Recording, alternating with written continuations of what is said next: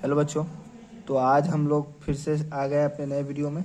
जो है आज हम अपना उसी चैप्टर का आगे हम लोग स्टार्ट करेंगे, जो कि है समाजवाद एवं साम्यवाद, जो चल रहा था क्लास 10th का चैप्टर नंबर 2। ठीक है, इसका पार्ट 4 है। तो हम लोगों ने अभी तक रूस के बारे में बहुत कुछ कवर कर लिया, इसके रूसी क्रांति होने का प्रभाव भी, ठीक है, वही अभी चल रहा था। तो आज हम लोग जानेंगे जापान और रूस के बीच में जो युद्ध हुआ था, जो वॉर हुई थी, उसमें क्या रिजल्ट आया था और क्या हुआ था। ठीक है, तो 1905 में रूस और जापान के बीच में एक भयंकर युद्ध हुआ था, ठीक है, जिसमें रूस की बुरी तरह पराजय हो गई थी, यानी रूस बुरी तरह क्या उसमें हार गया था।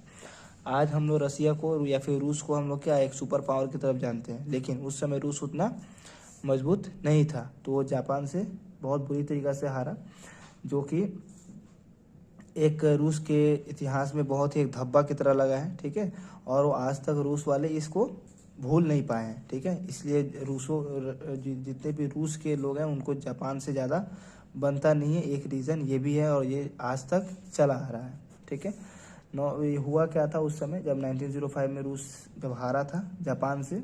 ठीक है, तो उस समय जो वहाँ का जो राजा था, जिसको जार कहा जाता था, रूस के राजा को क्या जार कहा जाता था। ठीक है, तो वो काफ़ी हद तक पर इस युद्ध को छुपाने के पीछे लगा था, इसके रिजल्ट को, ताकि रूस की जनता को इसके बारे में सच्चाई ना पता चले और उनकी मतलब क्या हो, बदनामी ना हो। लेकिन ये सब बात छुपता कहाँ है, युद्ध का जब धीरे धीरे रिजल्ट सबके सामने आने लगा तब सबको पता चला।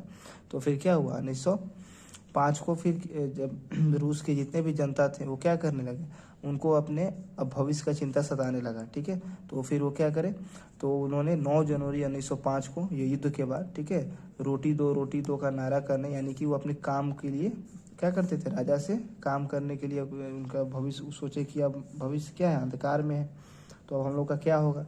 तो वो लोग रोटी दो का नारा लगाते हुए जो रूस का जो राजा था वो उनके महल की तरफ जाने लगे। ठीक है, पूरा एकदम क्या बोलते हैं, पूरा झुंड बनाकर। ठीक है, और वो जो उनका महल था वो सेंट पीटरबर्ग में स्थित था। ठीक है, मतलब वहाँ पे जो उनके क्या करे, महल के तरफ ये नारा लगाते हुए हजारों की संख्या में गए, जहाँ पे वहाँ के जो तैनात थे, जो राजा का क्या था, जार का जो सेना था जो वहाँ पे तैनाती कर रहा था महल का, वो उन्होंने क्या किया, उन निहत्तों पर गोलियां बरसाना शुरू किया, गोलियों का पूरा बौछार किया। ठीक है, और उन निहत्तों में जिसमें हजारों की संख्या में उनकी मौत हुई। ठीक है, हजारों लोग उसमें मारे गए।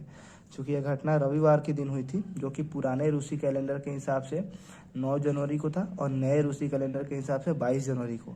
हमेशा याद रखिएगा, पुराना रूसी कैलेंडर नए रूसी कैलेंडर से 13 दिन पीछे चलता है। ठीक है, तो आप 9 जनवरी में 13 दिन ऐड कर लो, ठीक है, पुराने में, तो आपका 22 जनवरी आ जाएगा। ठीक है, तो चूंकि ये घटना रविवार के दिन हुई थी, इसलिए इसको इतिहास में खूनी रविवार या लाल रविवार के नाम से जाना जाता है। ठीक है, इसको मैंने अंडरलाइन किया, ध्यान दीजिएगा। ठीक है, ये तो हो गई रूस और जापान की बात। उसी में एक जब उस समय क्या होता था, अब एक सरवारा वर्ग का बात चलता था। ठीक है, ये दोनों आपकी बुक में भी क्वेश्चन है, सरवारा वर्ग और खूनी रविवार के बारे में क्वेश्चन जो आपका मेन है उसमें। तो ये सरवारा वर्ग क्या होता है, सरवारा वर्ग वैसा वर्ग होता है जिसमें किसान, मजदूर और आम गरीब लोग क्या होते हैं, एक साथ शामिल किए जाते हैं, वो क्या होता है, उसको सरवारा वर्ग कहते हैं। ठीक है, उसके बाद एक रूस की जब युद्ध हुआ, उसमें रूस का पराजय हुआ, उसके बाद लियो टॉल्स्टॉय नाम का क्या हुआ, एक बुद्धिजीवी हुआ। ठीक है, एक दार्शनिक हुआ, जो क्या किया, रूस के सत्ता में ये आया।